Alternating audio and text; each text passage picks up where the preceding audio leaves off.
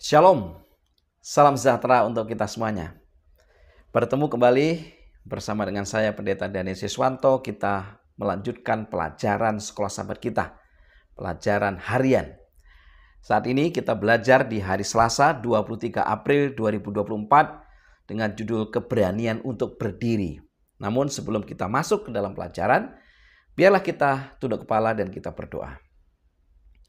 Bapa di surga, kembali bila mana kami akan mempelajari firman-Mu, berkati kami, urapi kami, berikanlah hikmat akal budi untuk mengerti pelajaran ini. Terima kasih ya Tuhan, dalam nama Yesus kami berdoa. Amin.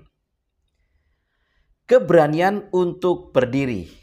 Ayat yang kita harus baca atau saudara harus baca adalah di dalam Kisah Para Rasul 5 ayat 28 sampai dengan 32, Efesus 6 ayat 10 sampai dengan 12, dan Wahyu 3 ayat 11. Pertanyaan mendasarnya adalah apakah prinsip dasar yang ditemukan dalam ayat-ayat ini? Nah, kalau kita membaca ayat-ayat ini, ada yang disebut dengan seruan dari para rasul. Misalnya, apa yang diserukan oleh Rasul Petrus? Kisah Para Rasul 5 ayat 29. Kita harus lebih taat kepada Allah daripada kepada manusia. Kemudian Paulus juga berseru dalam Efesus 6 ayat 10. Hendaklah kamu kuat di dalam Tuhan dan di dalam kekuatan kuasanya. Selanjutnya Rasul Yohanes juga menyerukan, peganglah apa yang ada padamu, supaya tidak seorang pun mengambil mahkotamu. Wahyu 3 ayat yang ke-11. Saudara, seruan para rasul ini terus bergema di hati para pembaharu seperti kaum Waldensia. Jadi baik seruan Yohanes, Petrus, demikian juga Paulus, ini bergema di sepanjang sejarah, terutama pada kaum Waldensia. Kaum Waldensia ini adalah orang-orang yang beriman yang tidak tunduk pada tradisi gereja. Mereka berani berdiri pada kebenaran firman Tuhan. Ciri khas kaum Waldensia adalah kesetiaan mutlak kepada Allah, ketaatan kepada otoritas kitab suci, dan komitmen kepada supremasi Kristus.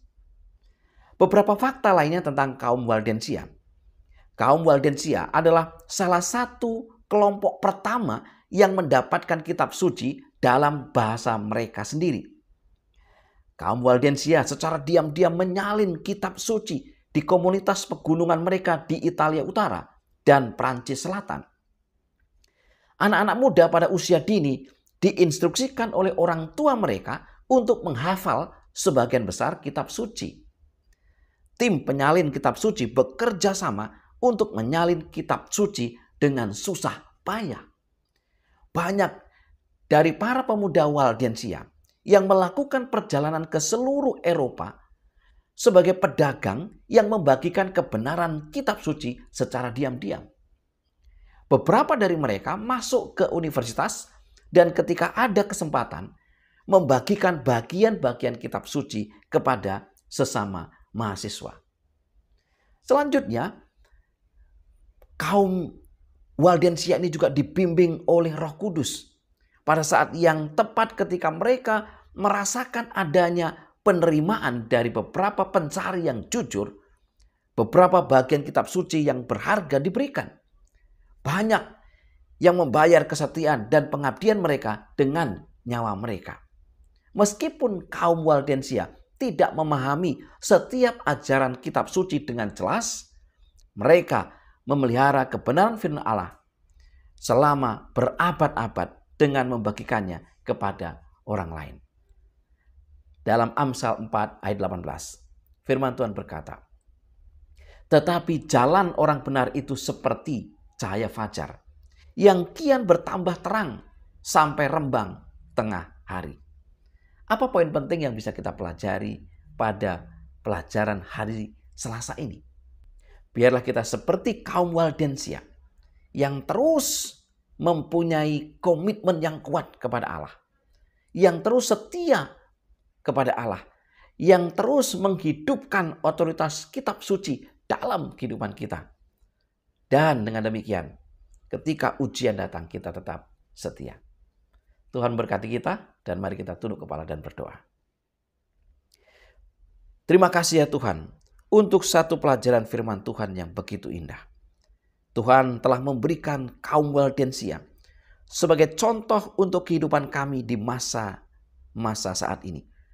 Ketika penganiayaan tiba, ketika banyak tantangan hidup, mereka tetap setia kepada Tuhan. Mereka tetap mengandalkan Tuhan. Mereka tetap percaya otoritas firman Tuhan. Karena ada upah yang menanti mereka, yaitu mahkota kehidupan. Mohon berkat untuk kami semuanya. Dalam nama Yesus kami berdoa. Amin. Baik saudara sekalian, inilah pelajaran kita pada hari Selasa 23 April 2024. Kita bertemu di pelajaran berikutnya. Tuhan memberkati kita.